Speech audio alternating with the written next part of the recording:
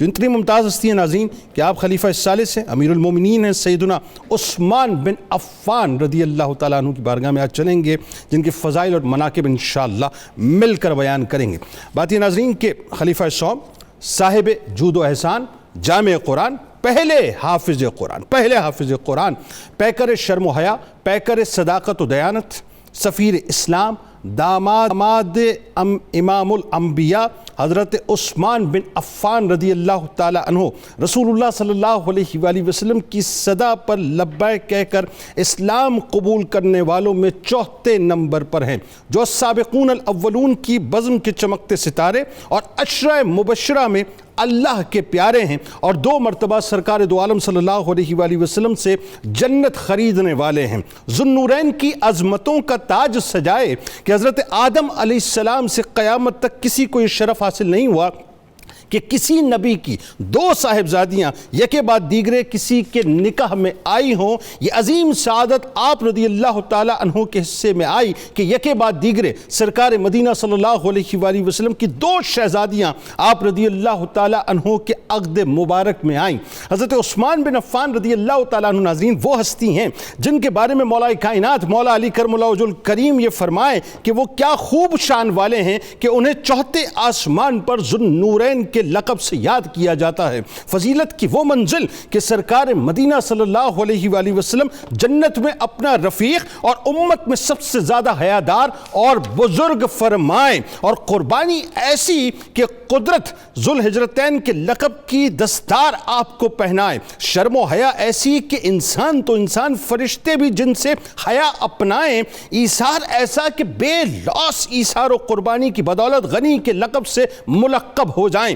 جو عرب کی سرزمین پر ملک التجار یعنی تاجروں کے سردار کہلائیں، تاجروں کے بادشاہ کہلائیں، کاتب وحی ہونے کا شرف پائیں، محسن اسلام بن کر جامع القرآن بن جائیں، جو مسلمانوں کے درمیان بیعت رضوان کا سبب بن جائیں، جن کے دست مبارک کو سرکار علیہ السلام اپنا دست مبارک فرمائیں، جن کو یہ بھی اعزاز حاصل کہ اللہ کا کلام قرآن پاک جو قلب مصطفیٰ صلی اللہ علیہ وآلہ وسلم پر نازل ہوا اور حفاظ کے دلوں میں محفوظ ہوا، نگاہ مصطفیٰ صلی اللہ علیہ وآلہ وسلم کے فیضان سے اس روئے زمین پر آپ قرآن پاک کے پہلے حافظ ہونے کا اعزاز پائیں، محبوبیت اور ہر دل عزیزی ایسی کہ عورتیں گھروں میں اپنے بچوں کو لوریاں دیتے ہوئے یہ جتلائیں کہ رب کعبہ کی قسم میں تجھ سے ایسی محبت کرتی ہوں جیسے قریش عثمان سے محبت کرتے ہیں۔ حضرت عثمان بن عفان رضی اللہ تعالیٰ عنہ کم سخن اور کم گو تھے، دن میں روزے رکھتے تھے،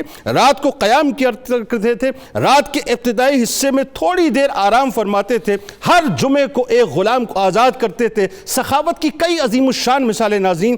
موجود ہیں، لیکن ایک روشن مثال کا میں خلاصہ پیش کرتا ہوں کہ غزوہ تبوک کے موقع پہ آپ نے جس ایثار و قربانی کا مظاہرہ کیا، اس سے خوش ہو کر سرکار علیہ السلام نے یہ فرمایا کہ آج کے بعد عثمان جو کام بھی کریں گے وہ ان کو نقصان نہ دے گا۔ ناظرین کرام، حضرت عثمان بن عفان رضی اللہ تعالیٰ عنہ کی ہستی کا ایک ایک پہلو منور، مگر ایک بات بڑی اہم ترین آج میں کرنے جا رہا ہوں کہ اغیار کی طرف سے مسلط کردہ بے شرمی اور بے حیائی سے محفوظ رہنے کے لیے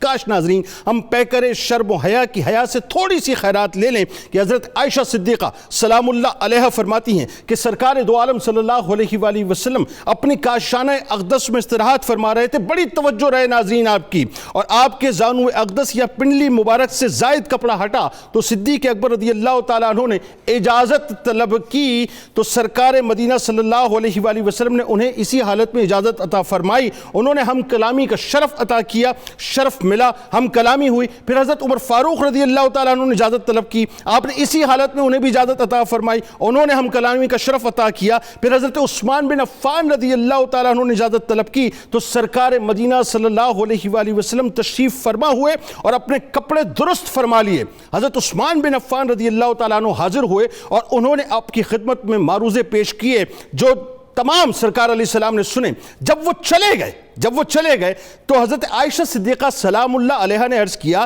کہ حضرت ابو بکر صدیق رضی اللہ تعالیٰ عنہ حاضر ہوئے، آپ نے ان کے لیے حرکت نہ کی اور کوئی اہتمام نہ کیا۔ پھر حضرت عمر فاروق رضی اللہ تعالیٰ عنہ حاضر ہوئے، آپ نے ان کے لیے بھی کوئی حرکت نہ کی، کوئی اہتمام نہ کیا۔ پھر حضرت عثمان بن عفان رضی اللہ تعالیٰ عنہ حاضر ہوئے تو آپ تشریف فرما ہوئے اور اپنے کپڑے درست کیے۔ اب سرکار علیہ السلام نے جو جملے فرمائے ناظرین، وہ سمجھ لیجئے کہ سونے سے لکھنے والے جملے، وہ کیا فرماتے ہیں؟ فرماتے ہیں کہ میں اس شخص سے حیا کیوں نہ کروں، میں اس شخص سے حیا کیوں نہ کروں جس سے فرشتے بھی حیا کرتے ہیں۔ مجھے جملہ ادا کرنے دیجئے،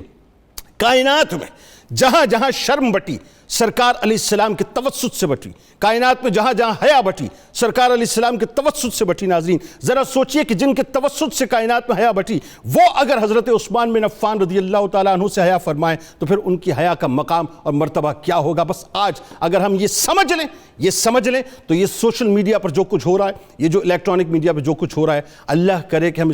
اس کو ختم کر دیں۔ لیکن ایک جملہ آخر میں انٹرو میں ادا کرنا چاہتا ہوں، وہ صرف اتنا سا کہ کاش اپنے مضامین میں آج بہت ضرورت ہے کہ حضرت عثمان بن عفان رضی اللہ تعالیٰ عنہ کی شرم و حیا کے واقعات کو ایک بار پھر شامل کر لیں اور پھر دیکھیں کہ انشاءاللہ اس سوسائٹی کے اندر کتنا بڑا انقلاب آتا ہے۔